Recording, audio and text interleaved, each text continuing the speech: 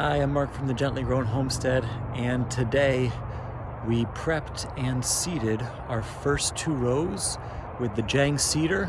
I'm going to show you what we did coming right up.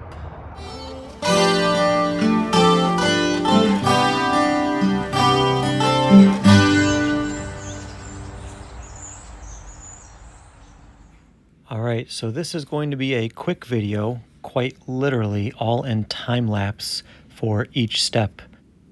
Before prepping the beds today, I had a silage tarp on the area for around 3 months, and then a tractor came in and cut the weakened sod, added a lot of compost, and then worked that compost into the top couple inches of the soil and smoothed it out as best they could. What I'm doing here is I'm going in with a hand tiller to get out the sod that survived all that. I'm only going through the top maybe inch or 2 and not disturbing the soil biology. After that, I'm raking away the debris and smoothing out the beds as best I can. Here I am stringing off my rows. I don't use a BCS, and I wanted 30-inch beds with 10-inch walkways, so different equipment like polytunnels, things like that will fit like I want them to fit. It also helps, but it is not perfect, at keeping 3-year-olds off your newly formed beds. There's still a little bit of training involved, but it is definitely a help.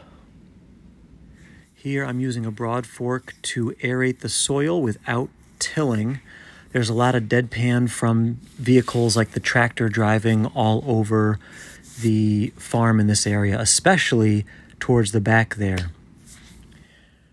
I am not actually stepping in the beds after I'm aerating them. I'm stepping in the 10-inch walkways and then jumping on the broad fork because it is so deadpan and compact there.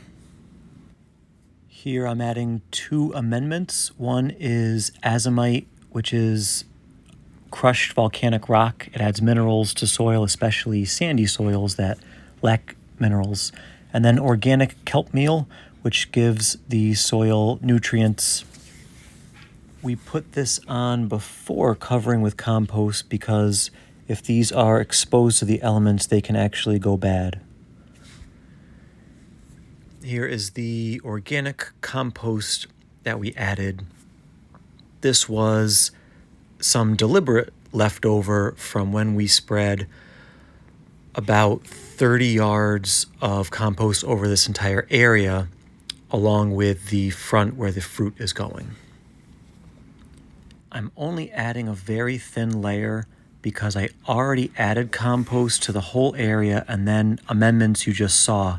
The thin layer just helps smooth it out, cover the other amendments, and gives the seeds something that will retain moisture to help germinate.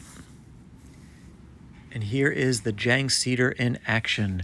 It did very well on my not terribly even beds. It got stuck a few times and I was able to push it through very easily. That first bed is 5 rows of organic radish pink beauty seed and with the F24 roller, and then I used the G6 roller for organic Swiss Chard bright lights. 3 rows because I ran out of seed. I might do 2 more rows tomorrow when I get more. And that is how we prepped our beds and seeded our first 2 rows with the Jang Seeder. Please make sure you like this video, subscribe so you don't miss any new videos from the Gently Grown Homestead. Thanks, be well and grow.